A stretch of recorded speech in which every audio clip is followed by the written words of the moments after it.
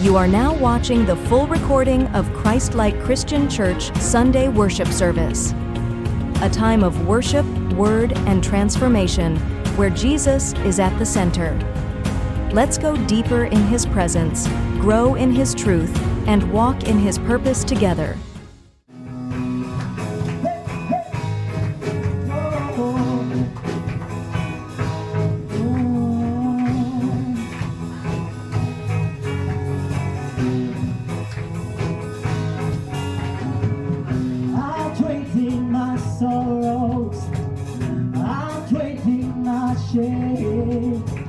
Oh, I'm laying them down for the joy of the Lord.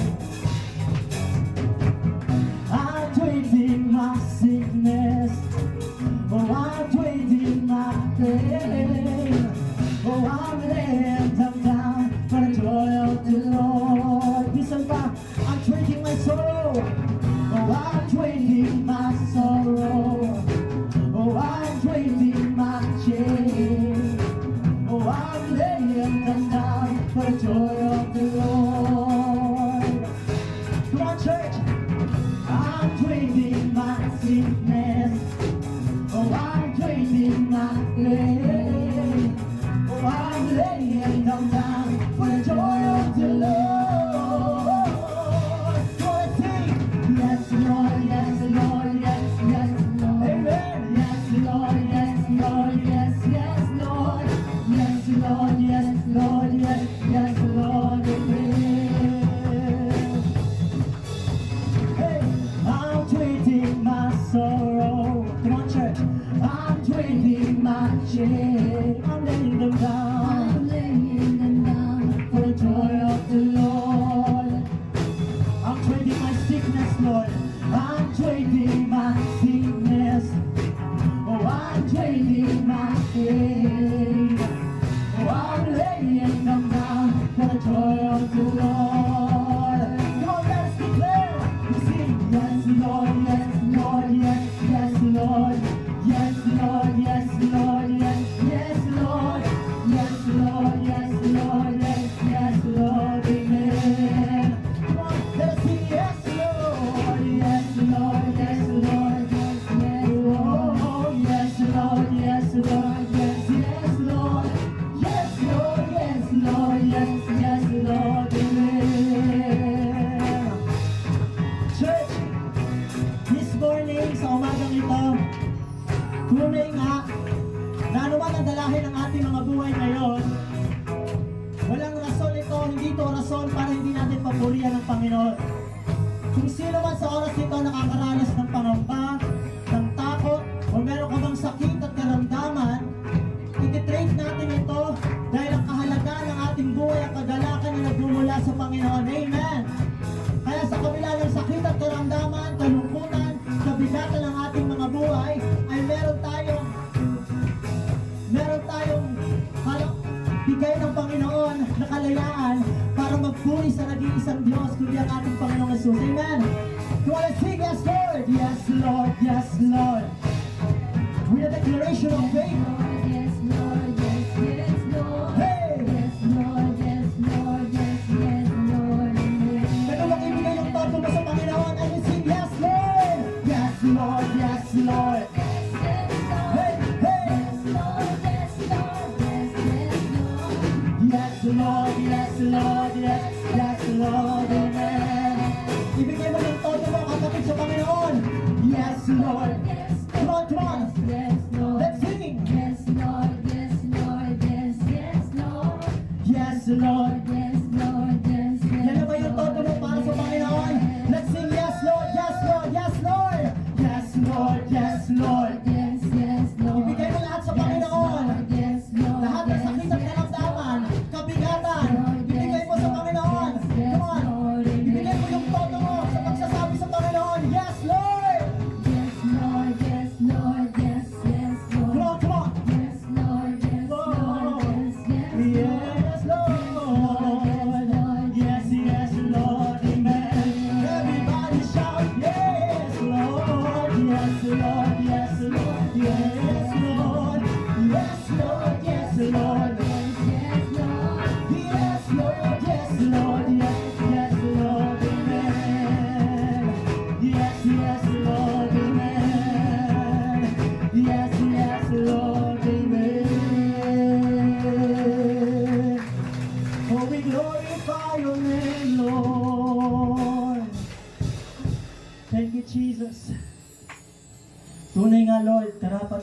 sa pagsamba.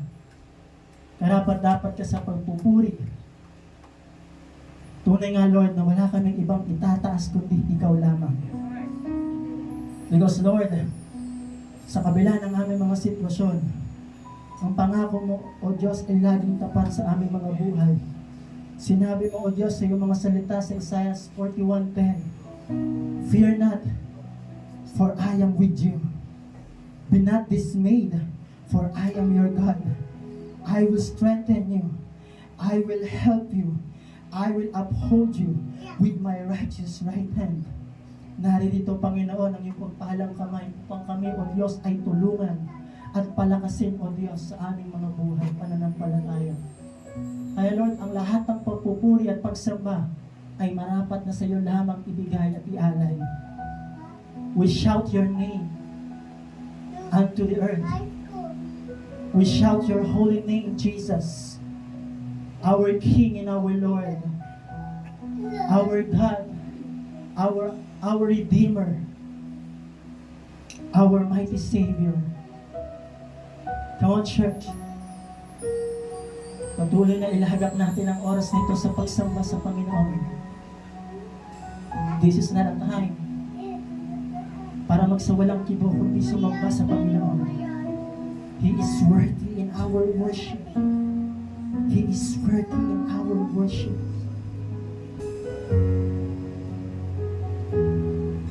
Hallelujah. My Jesus, my Savior, Lord, there is none like you. All of my days, I want to praise the wonders of your mighty love. My comfort, my shelter, tower of refuge and strength. Let every breath, all that I am, never cease to worship you. Shout to the Lord, all the earth. Come on, church. Power and majesty. Power and majesty, praise to the King. Mountains bow down and the seas will roar at the sound of your name.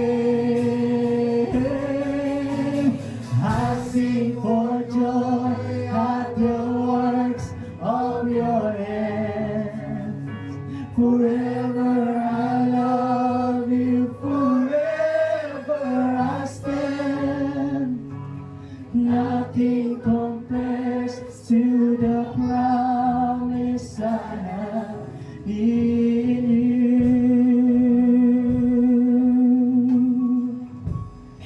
Oh, let's sing my Jesus, my Jesus and my Savior. My Savior, Lord, there is none like you. All of my days, all of my days, I want to praise. Come on, come on. The wonders of your mighty love. You're my comfort my God, and my shelter. my shelter, Tower of refuge and strength. Let every breath, all that I am, never cease to worship you. Oh,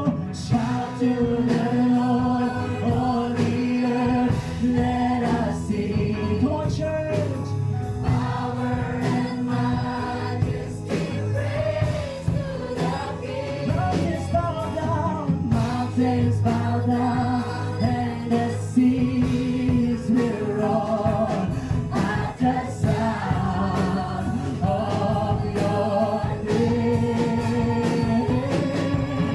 I sing for joy at the words of your hands. Forever I love you, forever I stand. Nothing compares to the promise I have in you.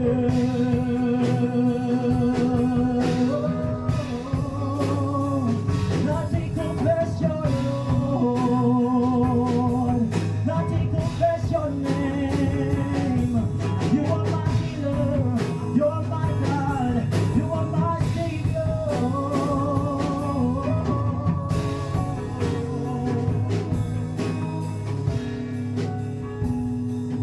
Come on, shout to the Lord in one heart and one voice. Lift up your voice unto the Lord. He is worthy. Majesty, praise to the Naririto ngayon ang banal na Espiritu. mountains bow down. Thank you, Holy Spirit, to your presence. Seas will roar. At the sound of your name, I sing for joy. At the words of your hands. Forever I love you, forever I stand. Nothing compares to the promise I have here. Shout to the Lord, all the earth, let us sing. Power and majesty, praise to the King. Mountains bow down and the seas will roar at the sound of your name. Oh, I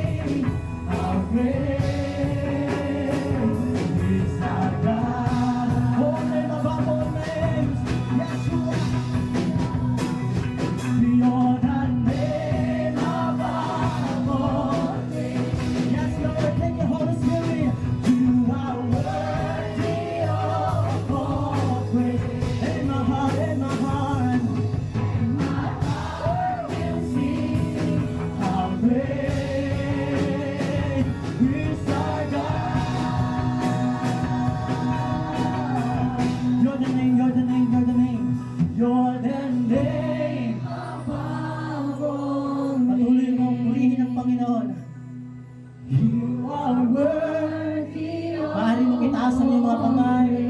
Maaari kang lumuhod sa Panginoon as an expression of our worship unto the Lord.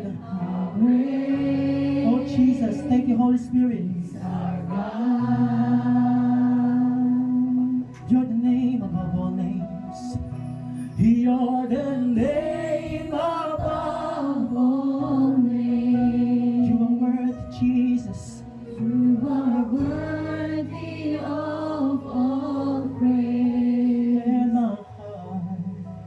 My heart will sing how great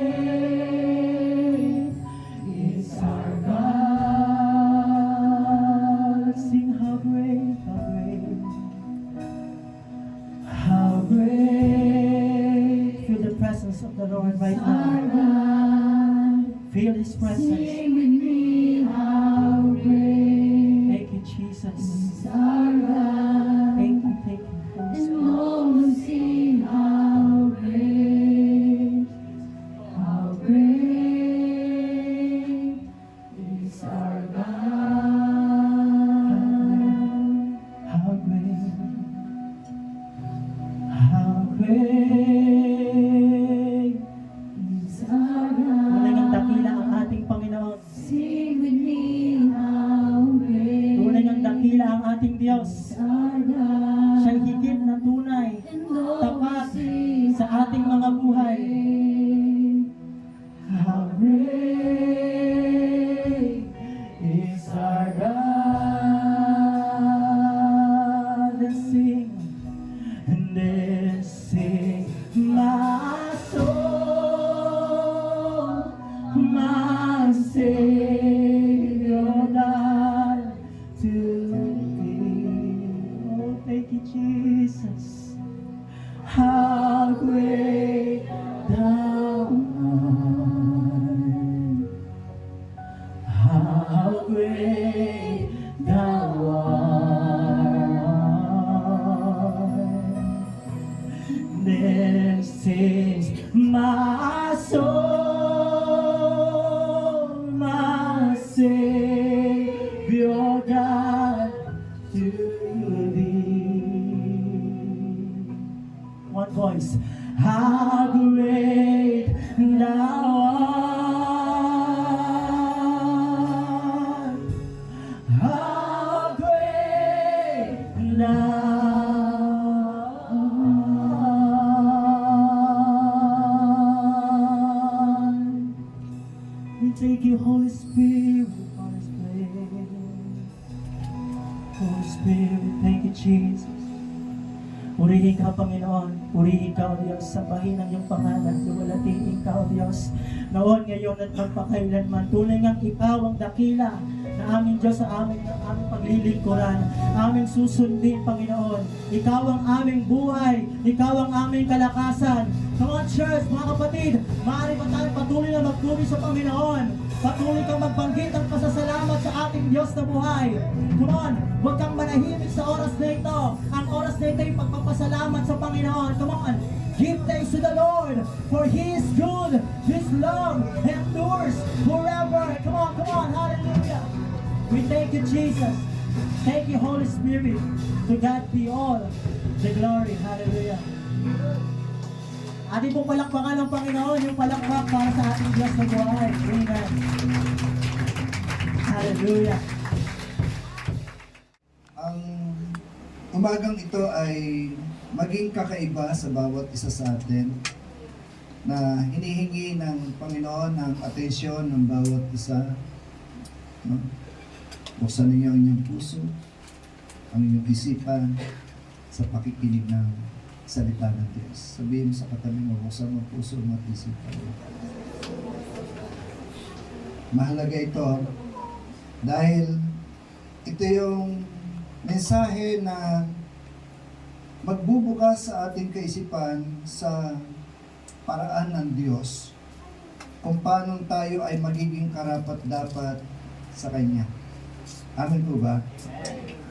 Naparito ka sa church para sumamba at tama naman yun. Pero meron pang dapat na maging mas magandang layunin ang pagpunta mo rito. Dapat kasama sa layunin mo ay masumpungan mo ang Diyos sa lugar na ito. At makausap mo ang Diyos sa umagang ito. Amen. Huwag nating sasayangin yung pagkakataon na nandito ka na eh. So, seryosohin mo na. Sabihin mo sa katabi mo, seryosohin mo to.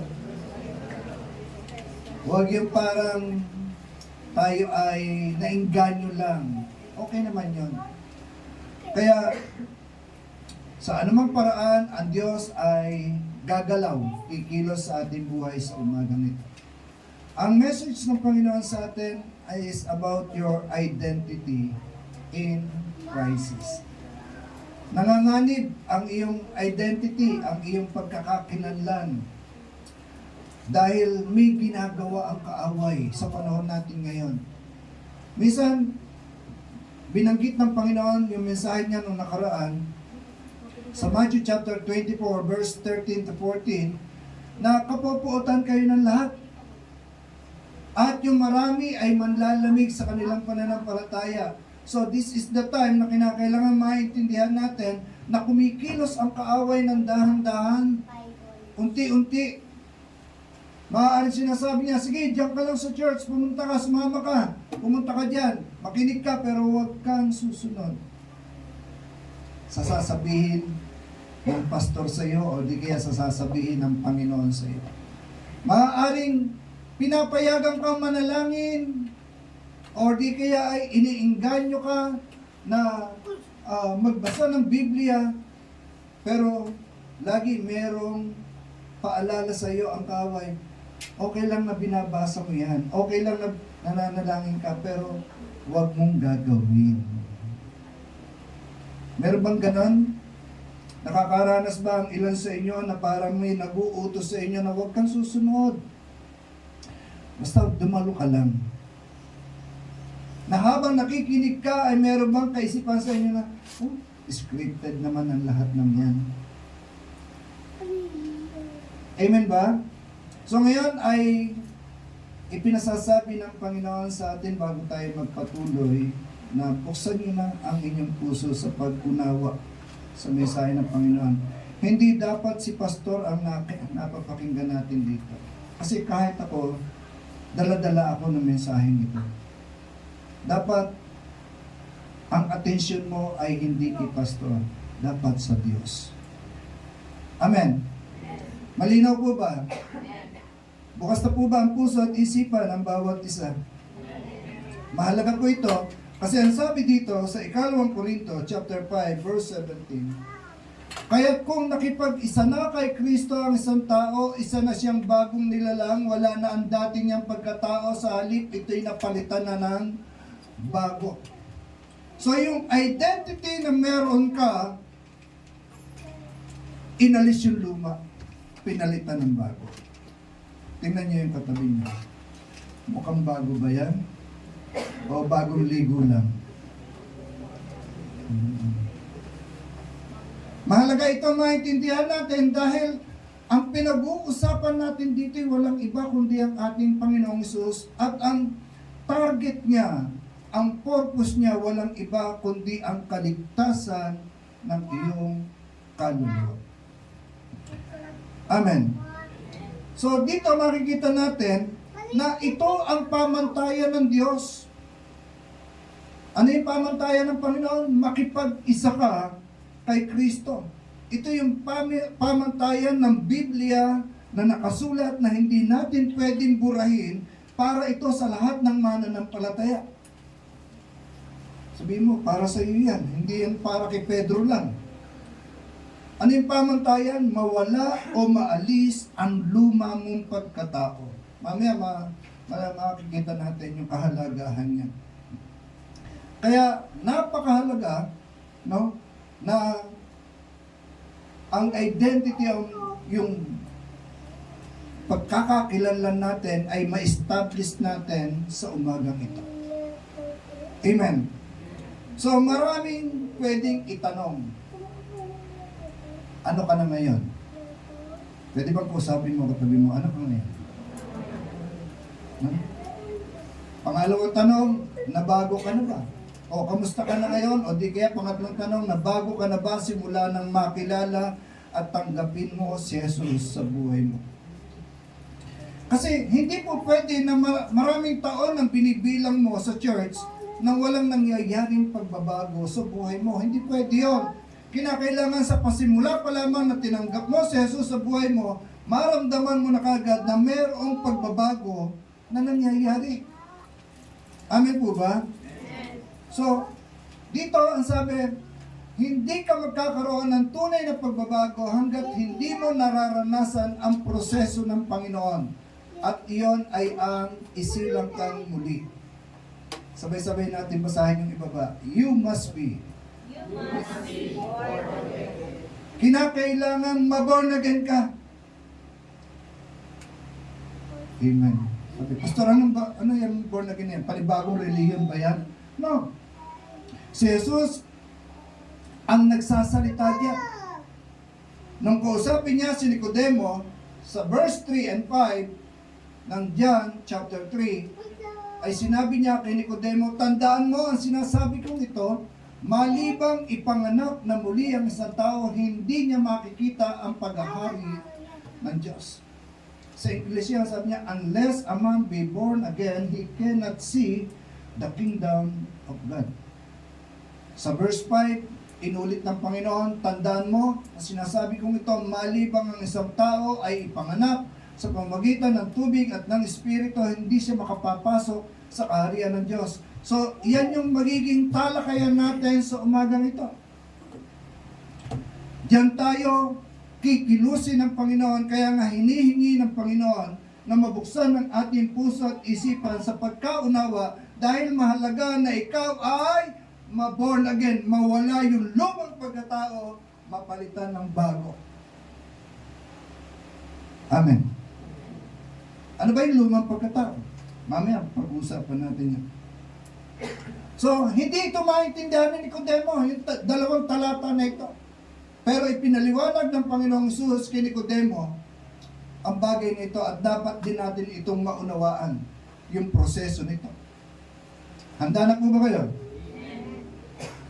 Sabi diyan, kung ikaw, no, sa verse 6, sabi diyan, ang itaong ipinanganak ng laman ay laman at ang ipinanganak sa Espiritu ay Espiritu.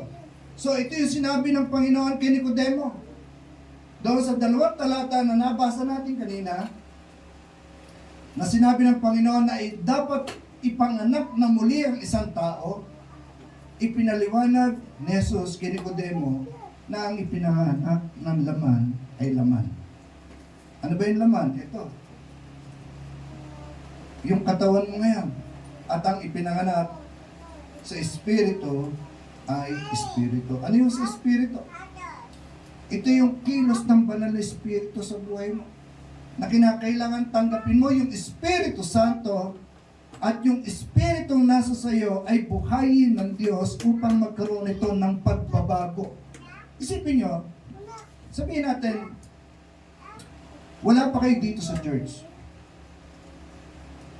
No? Yung iba sa inyo, parang last year lang nagsimula. Pero sa buong buhay mo, nakatatak sa isipan mo, meron Diyos. Sa puso mo, alam mo na meron Diyos. Amen po ba? Pero hindi ka nagkaroon ng damdamin o kaisipan na sumunod sa Diyos. Huwag ganun. Pero alam mo meron Diyos.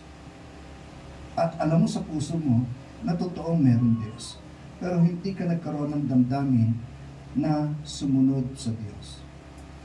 Pero anumang oras, pwede ka naman tumawag sa Diyos. Kaya nga lang, ginagawa lang natin parang reserba sa buhay natin ang Diyos na sa tuwing kailangan lang natin siya, tsaka lang natin siya tatawagan. Hindi ganon ang gusto ng Panginoon. Ang gusto ng Panginoon, magkaroon ka ng panloob na pagbabago para hindi lamang sa panahon na kailangan mo siya tatawagan, kundi sa bawat araw ng buhay mo, kasama mo ang Diyos. Amen. Kaya nga, dito sabi ng Biblia sa atin, nung ipinaliwanag ito ng Panginoon kay Nicodemo, na sabi niya, ang ipinanganak ng laman ay laman at ang ipinanganak sa espiritu ay espiritu. Hindi kagad din na ito naunawaan ni Nicodemo. Ano, babalik ba ako sa sinapupunan ng aking ina para ipanganak na muli? Sabi ng Panginoon, guro ka pa man din ng kautusan, hindi mo alam ang bagay nito. Kaya nga, ang isinilang sa laman ay yung mga tao na hindi pa nakikipagkaisa sa Panginoon. Ang isinilang sa laman, ang nakikita niya yung mga bagay ng mundong ito. Kaya kung ikaw ay nakipag-isa kay Jesus, kailangan mong ma-born again. Kayo ngayon na nandito, hindi yung nasa labas ang tinutukoy natin. Kayo ngayon na nagpasyang sambahin ng Panginoon. Kung ikaw ay nakikipag-isa sa umagang ito sa Panginoong Jesus, kinakailangan mong isilang na muli. Bakit? Kasi ang nakikita lamang ng iyong mga mata ay yung mga bagay na pisikal, kagaya niyan. Pero merong ibibigay ang Panginoon sa spiritual na tanging espiritu lamang na ibinigay ng Panginoon sa atin ang siya makakakita nito at iyon ay ang paghahari ng Diyos sa buhay ng bawat isa sa atin. Iyon ang ayaw ng tao. Yung merong maghahari sa'yo. Teka, ako nga sa sarili ko, nalilito tapos paghaharian pa ako ng iba. Pero kapag pinagharian ka ng Panginoon, walang kalituhan. Magkakaroon ng kaayusan. Amen po ba? Kaya nga, upang makita mo ang paghahari ng Diyos sa buhay mo, kinakailangan mo ma-born again. Paano yun? Simple lang ang sagot. Magpasakop ka sa Diyos. Sabihin mo sa katabi mo, magpasakop ka sa Diyos.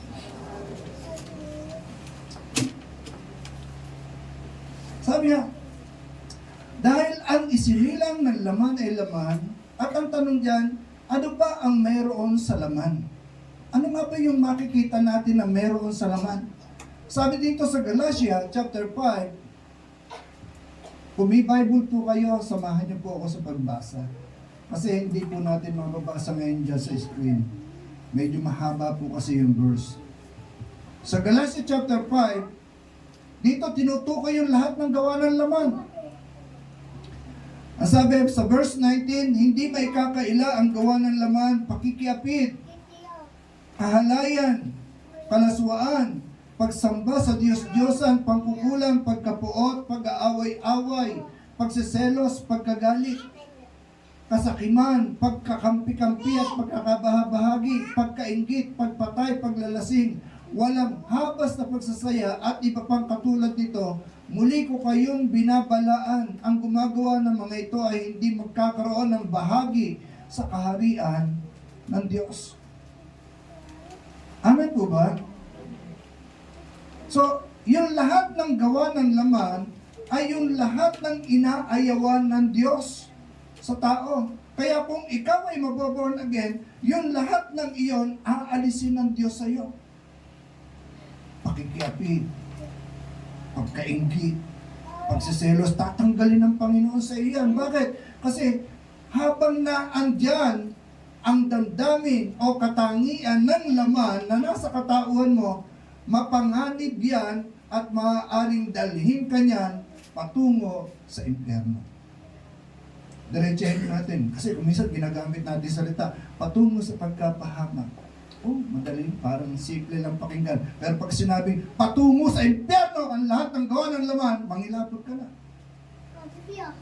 Nakukuha niyo po? Kapag ang lahat ng laman ay nananatili sa katawan ng isang tao, patungo talaga sa impyerno yan. Huwag na natin pagandahin yung salita. Mapapahama ka. Ano naman yun? Ligtas na ligtas ako dito eh. Pero pag sinabing mapupunta ka sa impyerno, ibang klase yun. Teka, ayoko doon. Kasi kahit pinakamasamang kriminal, ayaw niya mapunta sa impyerno. Ang gusto niya, kahit pagka namatay siya, langit pa rin yung kanyang pupuntahan. Kaya nga sabi dito, hindi maitatago ang gawa ng laman. Hindi mo yung kayang itago. May tatago mo ba yung gawa ng laman pagkalasing ka na? Hindi ako lasing. Nakainom lang. Ganun ba? Hindi O di kaya naman kapag naninigarilyo ka, tapos nakita mo nandiyan si tatay, nandiyan si nanay sabay tapon. Sasabihin sa'yo nanay mo, naninigarilyo ka, no? Hindi po, pero may sigarilyo ka. May tatagong ba yun? Nakukuha niyo po ba ibig sabihin? Kung sa tao hindi natin may tatago yung lahat ng gawa ng laman, paano pa kaya sa Diyos? Eh ngayon, laganap na laganap ang gawa ng kaaway sa buhay ng mga kabataan. Kahit na yung mga matatanda, biktima. Nung unang panahon, parang napakatanda ko na yun. Nung una, wala kami cellphone. Talagang ignorante kami sa cellphone. Mga taong 1980, kailan lang naman nakauso cellphone, 1997 sumikat eh. Pero nung panahon ng 1980, walang cellphone. Luksong-baka nga ang laro namin noon eh. No? Luksong-baka. Tinig na yung luksong-tinig. Yan ang mga laro eh. Sipa, o ano-ano. So, pero, mapapansin mo na yun yung panahon na hindi tayo naaabala ng teknolohiya. Ngayon kahit bata eh. Huwag mong aagawan ng cellphone, iiyak, magagalit. Di lalo na yung mga may edad na nauubos ang sweldo dahil doon sa cellphone. Yung pala, akala ko cellphone lang, scatter pala. Ay di lalo naman yung iba na talagang hindi mabitawan ng cellphone, hating gabi na, nandoon pa, babad na babad pa sa cellphone. Bakit? Kasi sa panonood ng pornografiya. Andiyan po ba kayo?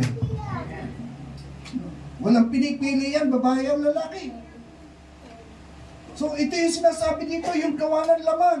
Kaya nga napakahalaga na maintindihan ito ng marami sa atin sa umagang ito. At salamat sa Panginoon, kaninang umaga kumilos ang Panginoon doon sa mga nagtaas ng kamay. No?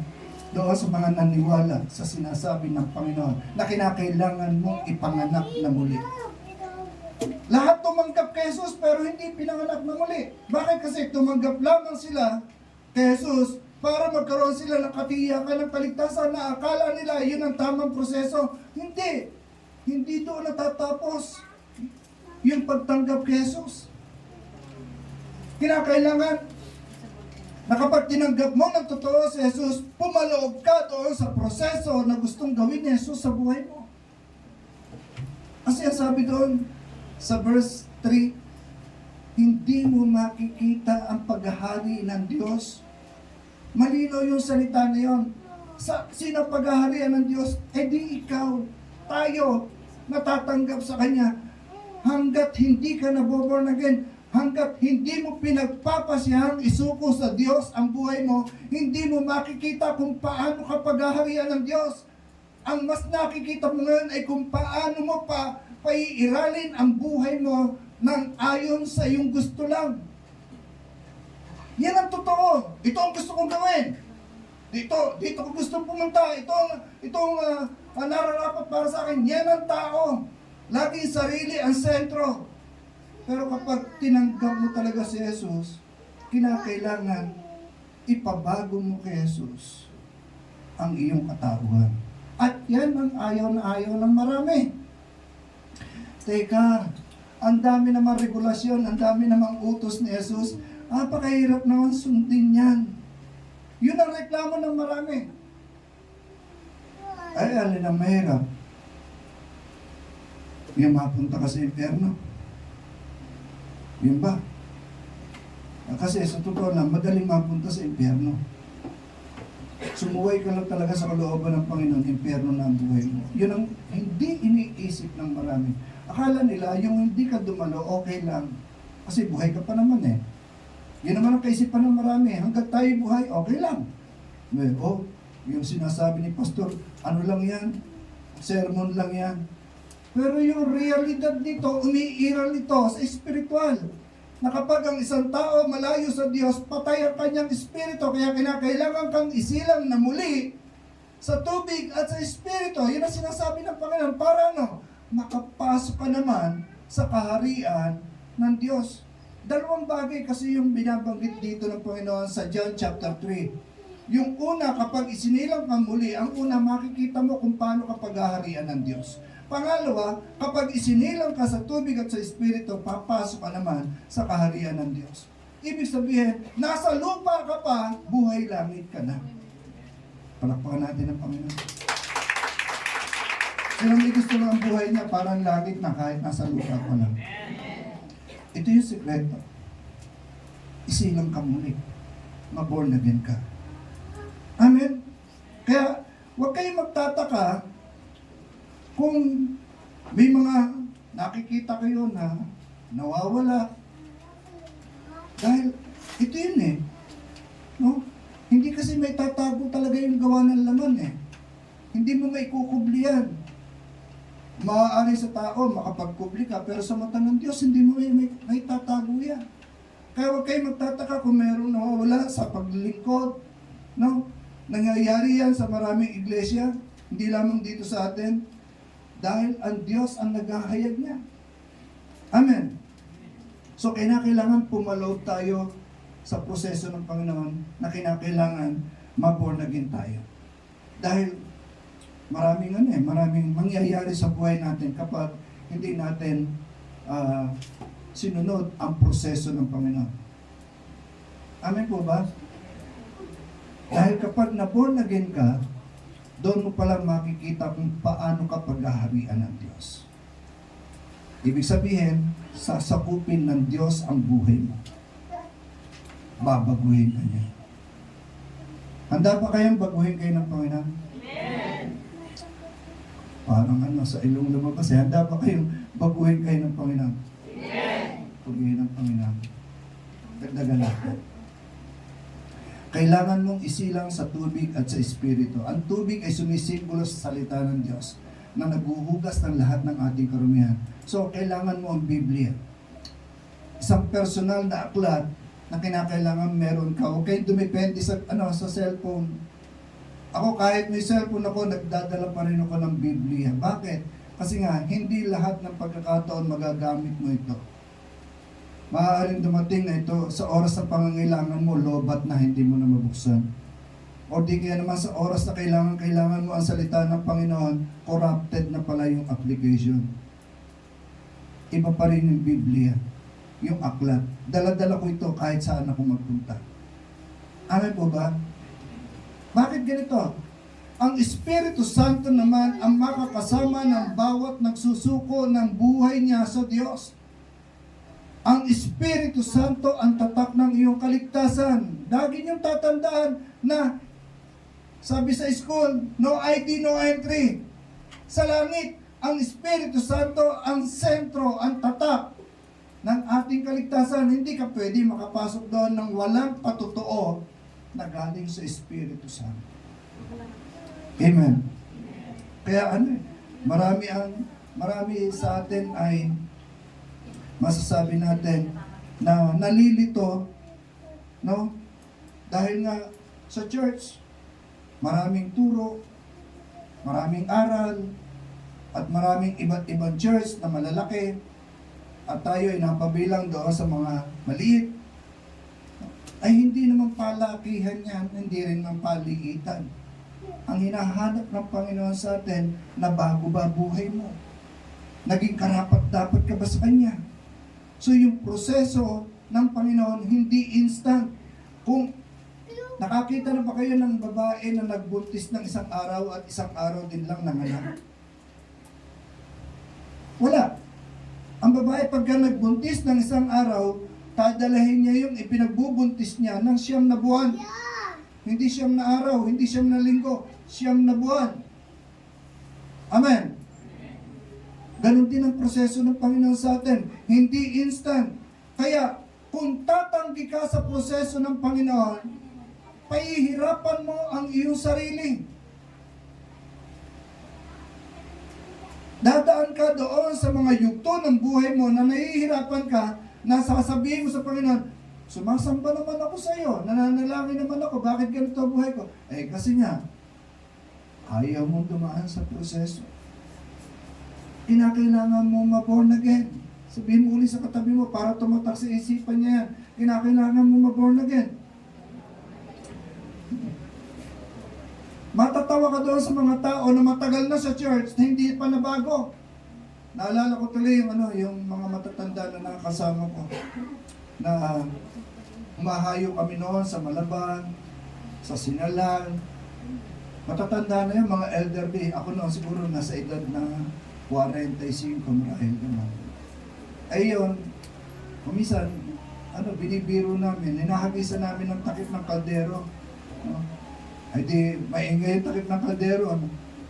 Ay, isipin niya, kasama ko na yan sa paghayo, pero pagka nagulat yun, ang lakas ng boses na, tapos ibang salita lumalabas sa bibig. Kaya sabi ko, sana naman pagka nagulat kayo, hallelujah, praise the Lord, amen na marinig sa inyo. Ay hindi, pagka nagulat, talagang kung ano yung nakasanayan nung sila ay nung sila ay nasa mundo pa, yun ang lalabas sa bibig. At kung minsan, mahala yung lumalabas sa bibig, sabi ko, hindi tama yung narinig sa iyo, mahahayo tayo, sabi kong gano'n daw sa matatanda. Ay, paano naman ang gagawin namin? Ginugulat mo kami. Ay, doon nga malalaman kung tunay ka Amen po ba? Amen po ba? Kasi nga, gagamitin ng Panginoon yung bibig mo sa pagsasalita ng mensahe at pagkatapos pagka nagulat ka, ibang wika na yung lumalabas para kang sinapian ng ibang espiritu.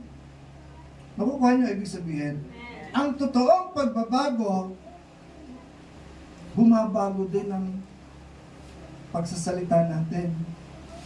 Yung lumalabas sa bibig natin. Dati, puro mura. Adi ngayon, praise the Lord na. Dati, pag binuka mo ang bibig mo, ang hirap naman, lagi ganun naman.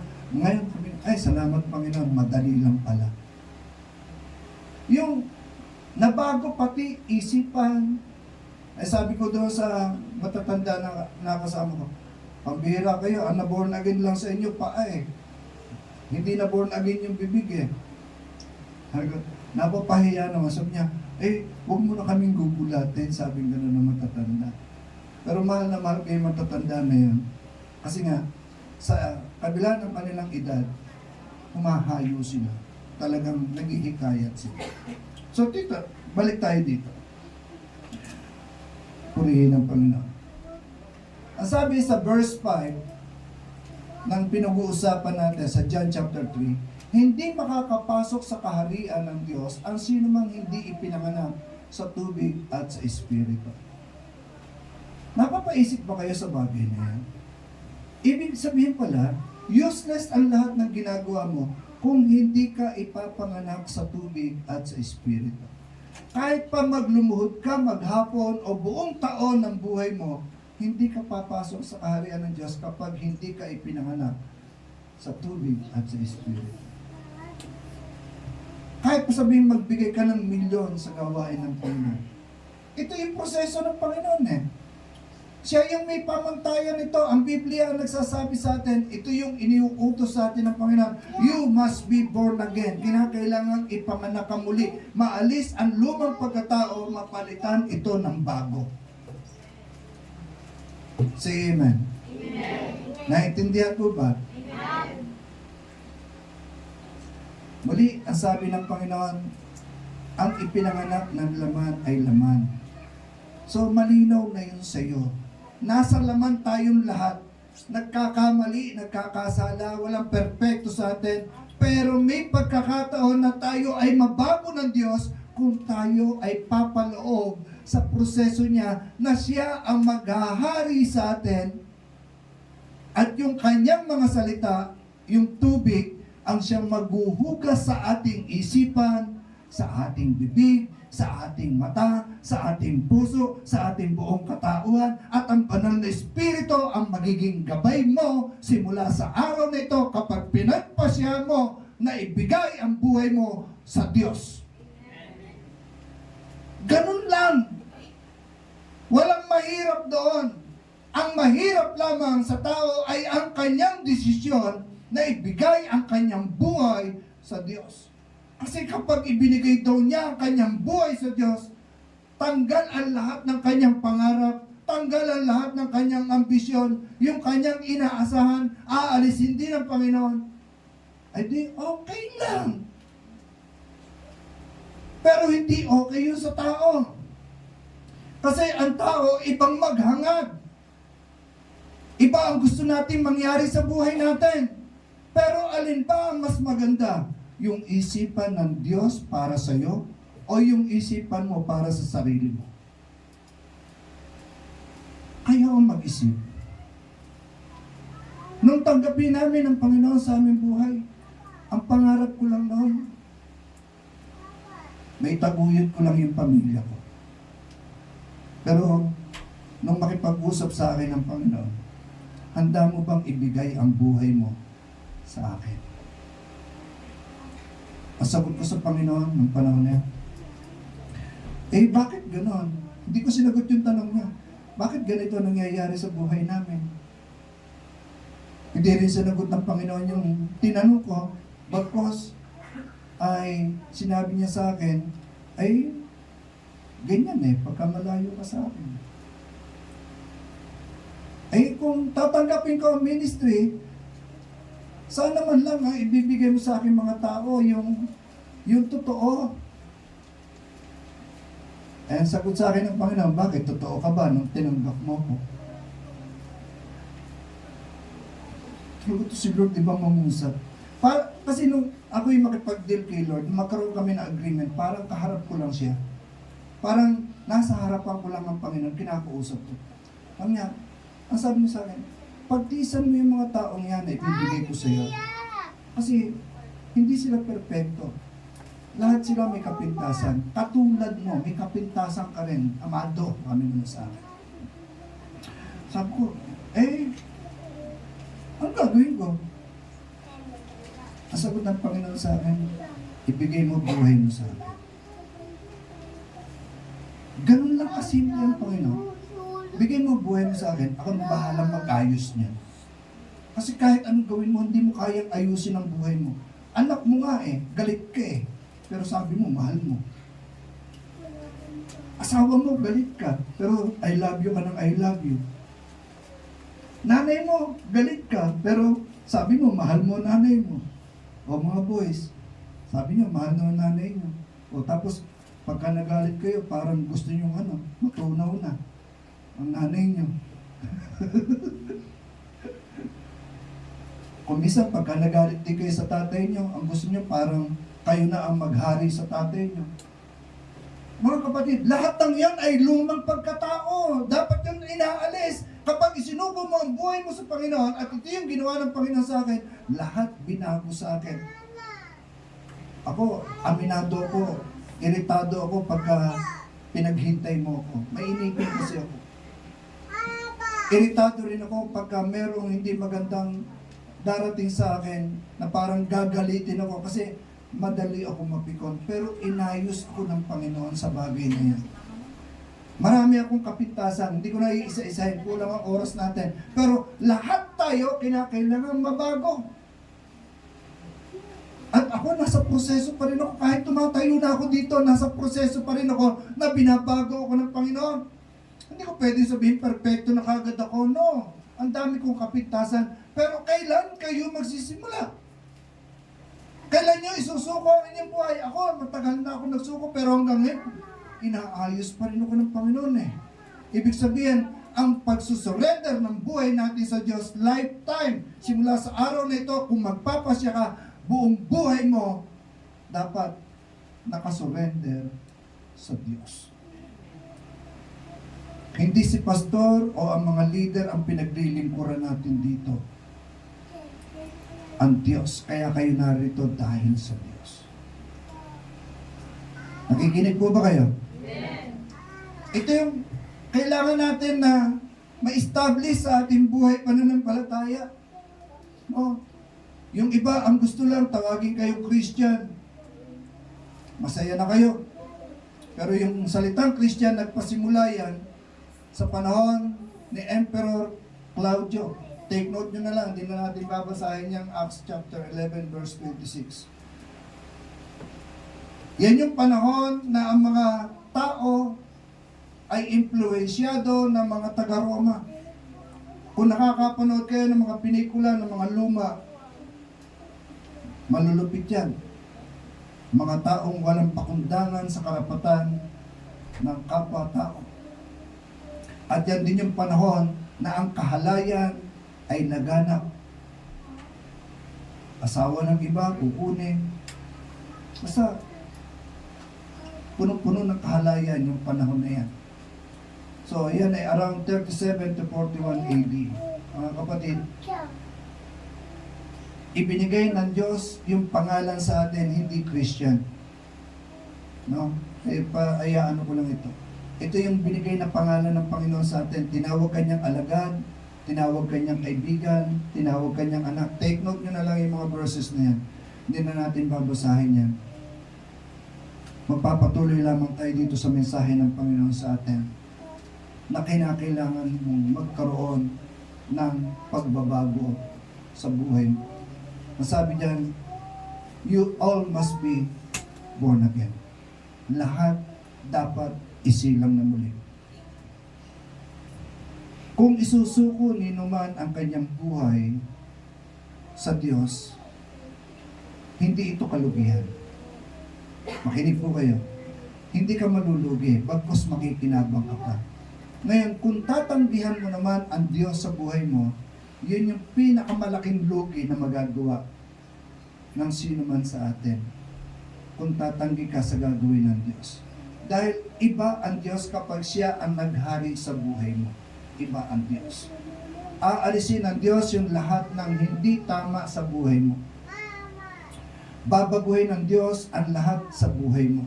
Hindi lamang ngayon, kundi yung magiging future mo. Sabihin mo yung sa katabi mo, yung future mo, babaguhin din ng Panginoon. Kabisado nyo na yung Jeremiah 29:11. I know the plans I have for you, plans to prosper you, not to harm you, plans to give you hope and a future. Ang Diyos ang babago niyan, hindi si pastor, hindi ang leader na meron ka. Kung nangangarap ka na minsan isang araw, anumang oras dumating sa iyo ang katapusan, ay langit ang pupuntahan mo. Ngayon ka magpasimula, isuko mo ang buhay mo sa Panginoon at hayaan mo ang Diyos ang bumago ng buhay mo. You must be born again. Kaya sa church, hindi nyo may iwasan na mayroong leader, na mayroong pastor, kasi sila yung gagamitin ng Diyos para ituro sa inyo yung dapat ninyong gawin. Kinakailangan nyo lumalim sa salita ng Panginoon sapagkat yung salita ng Diyos ay parang tubig na huhuga sa lahat ng inyong kasamaan, sa lahat ng pangit na kaisipan. Amen. Nasa na yung tubig?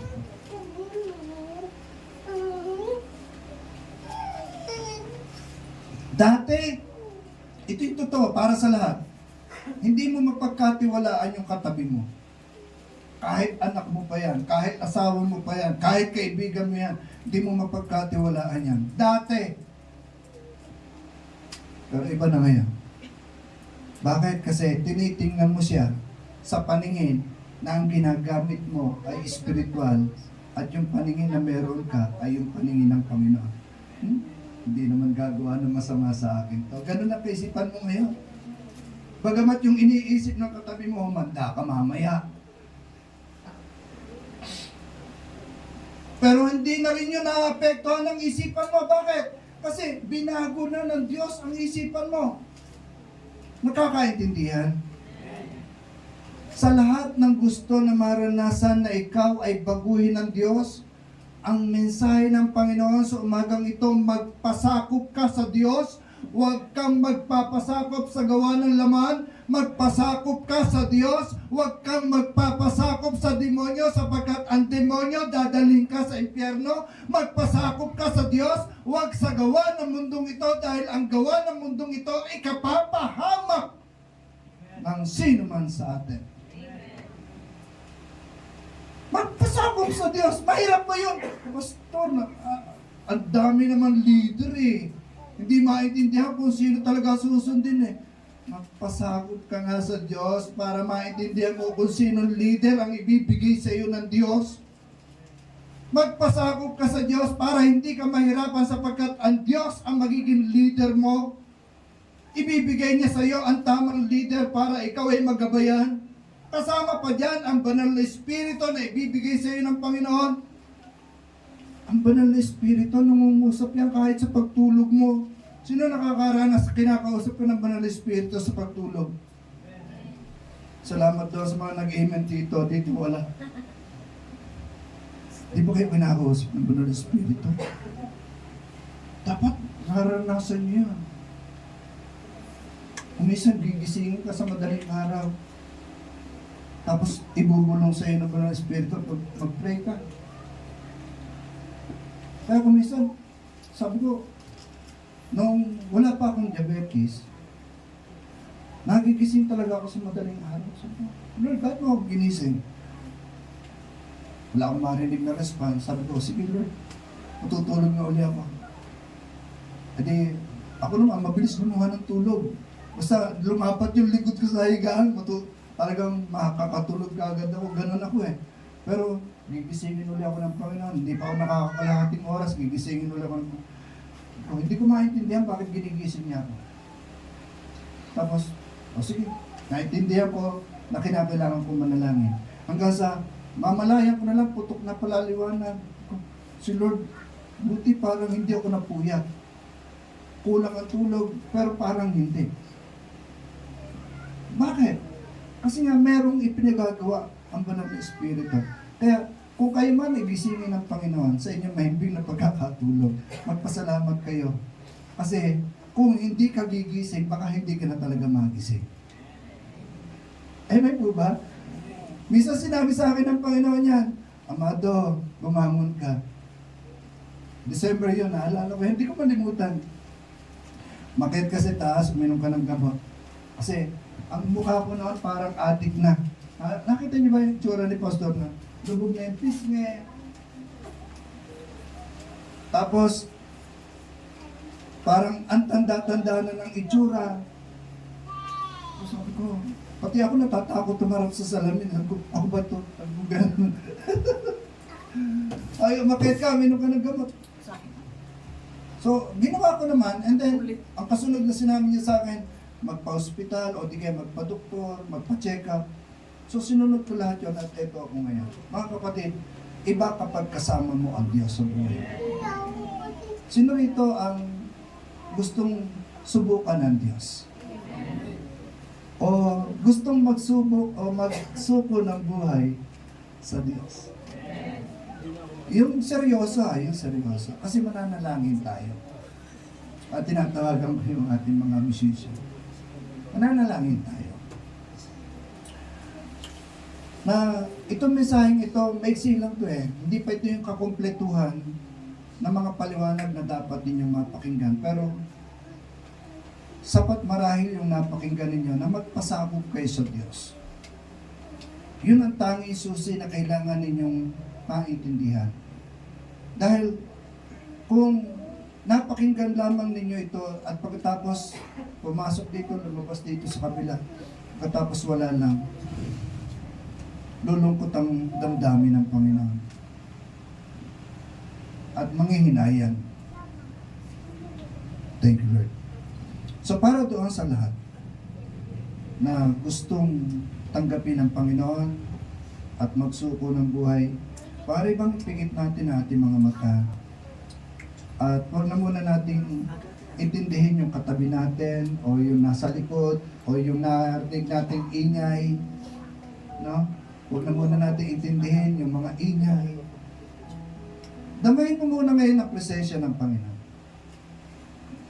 Panginoon, ano na nga ba ako ngayon? Kumusta na ako ngayon sa iyong banal na harapan? May nakita ka na ba, O Diyos, na pagbabago sa akin simula nang ikaw ay aking tanggapin? Kilala mo ko, O Diyos, wala naman lihim sa iyo. Alam mo ang laman ng puso at damdamin ko.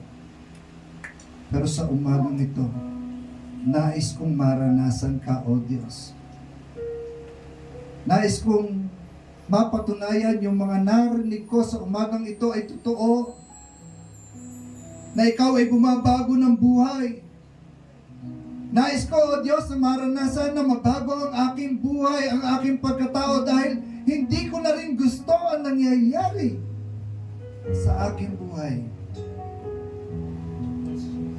Tulungan mo ko, O Diyos, sa umagang ito.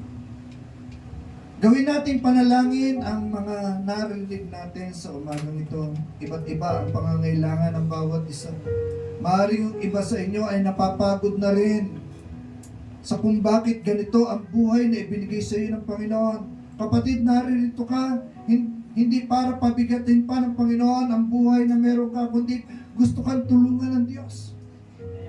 Narito ka upang abutin ka ng Panginoon sa umagang ito. At kung handa ka, na isuko ang iyong buhay sa Panginoon dahil naintindihan mo, naunawaan mo na kinakailangan mong isilang na muli, kinakailangan ma-born again ka sa tubig at sa Espiritu para makapasok ka sa kaharian ng Diyos. Ito yung pagkakataon mo. Pagkakataon mo ito na ibigay ang pagsang-ayon mo sa proseso ng Diyos para sa iyo. Ito yung proseso ng Panginoon sa iyo. Ma-born again ka. Isilang kang muli. Hallelujah. Sige po, pagbulay-bulayan natin ang umagang ito sa mensaheng ito na inyong napakinggan. Pagbulay-bulayan mo ito ngayon sa puso mo. At kapag naramdaman mong handa na ang puso mo, natanggapin ang Panginoon sa buhay mo, itaas mo lamang ang iyong kamay.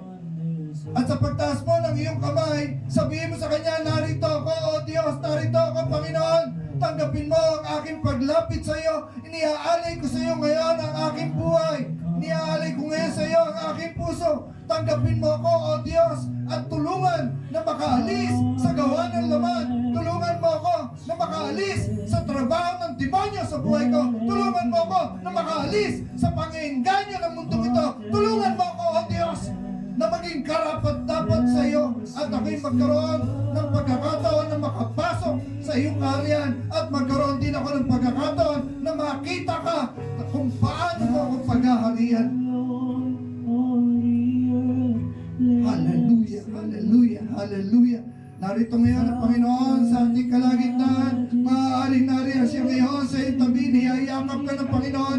Ipinapaunawa ngayon sa iyo ng Panginoon. Mahalaga ito, anak. Kailangan mo magdesisyon sa umagang ito. Kailangan mong ma-born again. Hindi batayan na matagal ka nang nasa church. Hindi batayan na ikaw ay nagbabasa ng Biblia. Hindi batayan na ikaw ay nananalangin. Ang gusto na makita ng Panginoon sa iyo, ma-born again ka, mabago ka, maalis ang luma ng pagkakatao, maalis ang lahat ng hindi marapat sa iyo. Hallelujah! Forever I stand, and nothing compares to the promise I have. Jesus, salamat sa iyo, O Diyos. Salamat sa pangungusap na lumalabas, O Diyos, na namin narinig sa umagang ito. Hallelujah! My Jesus, Hallelujah, hallelujah, yes, Lord. O, tulungan mo kami, O Diyos. Tulungan mo kami, O Diyos, sa umagang ito, sa mga kabataan, sa nanay, tatay na narito ngayon. Mangusap ka sa kanilang puso, O Diyos. Kung makikita mong bukas sa kanilang mga puso sa umagang ito, pumasok ka sa kanila, banal na Espiritu. Pumasok ka po sa kanila. Kausapin mo po sila, O Diyos. Kausapin po ang bawat isa sa kanila. my shelter, tower of refuge and strength. Come on,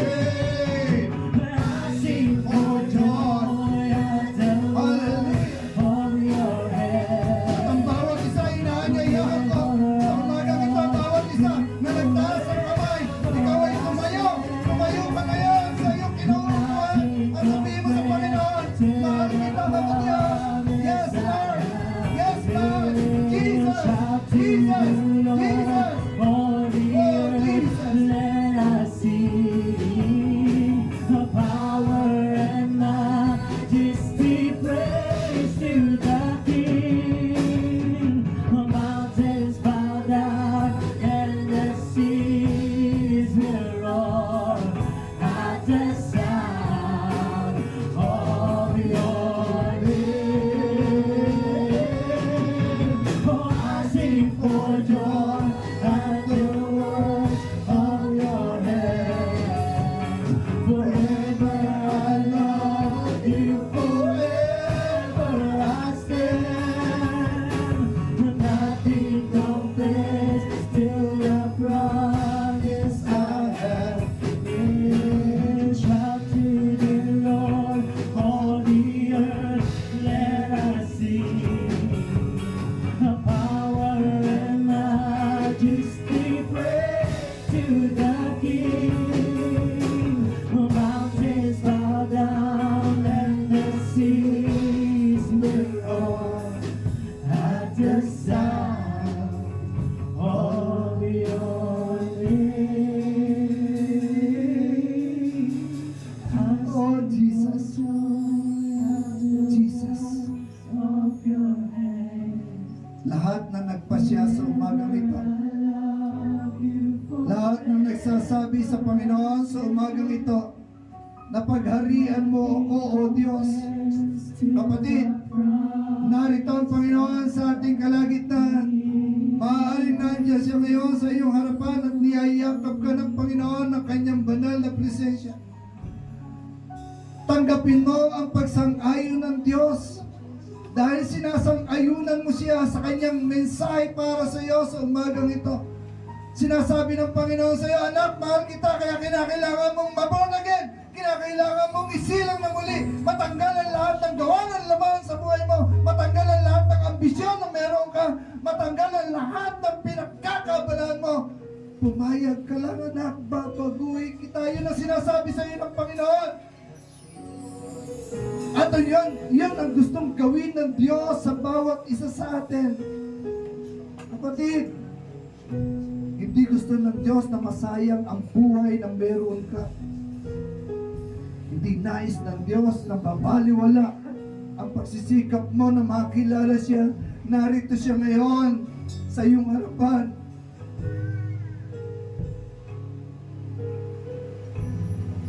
Damahin mo ang presensya ng Panginoon. Hallelujah, hallelujah. Yes, Lord. Yes, Lord. Huwag kayong manahimik sa inyong kinatatayon ngayon. Kausapin niyo ang Panginoon. Sabihin niyo sa Kanya yung gusto niyo sabihin. Kung gusto mo sabihin sa Panginoon, Panginoon, narito ako dahil pagod na ako. Pwede naman sabihin mo sa Kanya. Sabihin mo sa Kanya, pagod na ako, O Diyos, sa mga nangyayari sa aking buhay. Nais kong tulungan mo ako, O Diyos. Pwede mo rin man sabihin sa Kanya, sinusuko ko sa iyo, O Diyos, ang aking buhay. Yes, Lord. Narito ang mga kabataan, O Diyos. Ikaw ang mangusap sa kanilang mga puso. Jesus. Jesus.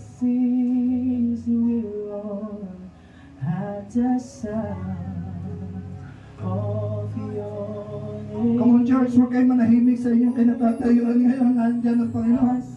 Kausapin mo siya ng harapan. Kausapin mo siya ng bukas ang iyong puso sa umagang ito. Forever I love you, forever I stand. Nothing compares to the promise I have in you. Shout to the Lord, all the earth, let us sing. Power and majesty, praise to the King. Oh, Jesus. Hallelujah. Mountains bow down and the seas will roar at the sound of your name. I sing for joy at the works of your hands.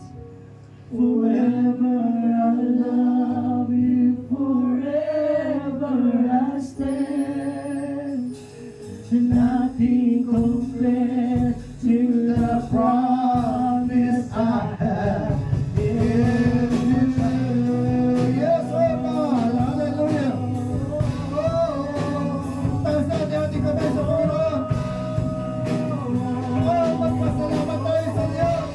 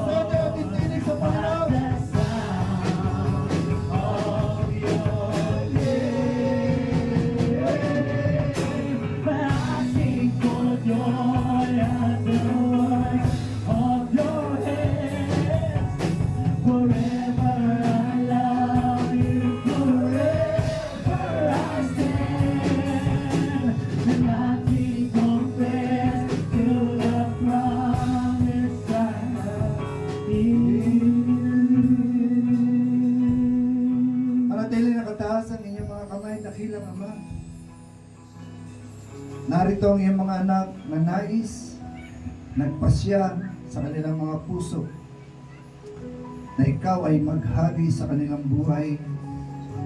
Bukasan mo sila, O Diyos, ng iyong salita, ng iyong banal na Espiritu ay patuloy na kumilos sa kanilang buhay, sa kanilang desisyon, sa umagang ito. Loobin mo, O Diyos, na ito'y maging magandang pasimula ng kanilang buhay pananampalataya, na mararanasan nila ang kilos ng iyong kapangyarihan sa kanilang buhay at pagpapalain mo, O Diyos, lahat ng kanilang inaasahan sa iyo. Lahat ng hahawakan ng kanilang kamay, kanilang pamilya, lahat ay pagpapalain mo, O Diyos, sapagkat ikaw ay Diyos na may pangako sa bawat isa na magsusuko ng buhay para sa iyo. Salamat, O Diyos, sa umagang ito na ibinigay mo sa amin ang mensaheng ito sa pangalan ng aming Panginoong Jesus. Amen. Thank you, Lord.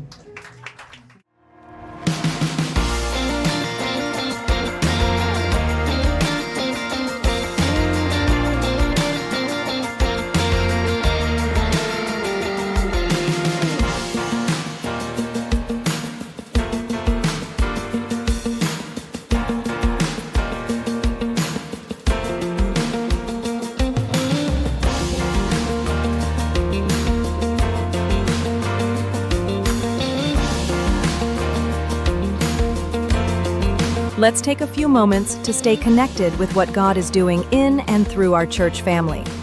Please tune in to these important announcements, opportunities to grow, serve, and fellowship together.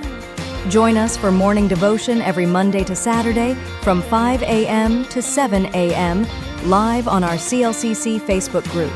Come early, come expectant, and begin your day with the Word, worship, and a fresh encounter with the Lord. Let's grow together in faith, one morning at a time. We also invite you to a special time of seeking God together. Join us every Friday night from 7 p.m. to 8:30 p.m. for our prayer and Thanksgiving gathering. It's a sacred space to pour out our hearts, lift up our needs, and give thanks for all He has done. Come expectant. Breakthrough happens when we pray. And for our young champions, don't forget Amazing Kids, happening every Saturday from 9 a.m. to 11 a.m. right here at CLCC. It's a fun, faith-filled time designed especially for children ages 6 to 12, with Bible stories, songs, games, and lessons that build strong foundations in Christ. Your kids will love it. We'd love to see you again next Sunday. Join us for our Sunday services here at CLCC. We have 2 worship services every week. First service starts at 8 a.m. and second service at 10 a.m. Come early, come expectant, and bring someone with you. There's always a seat for you in God's house.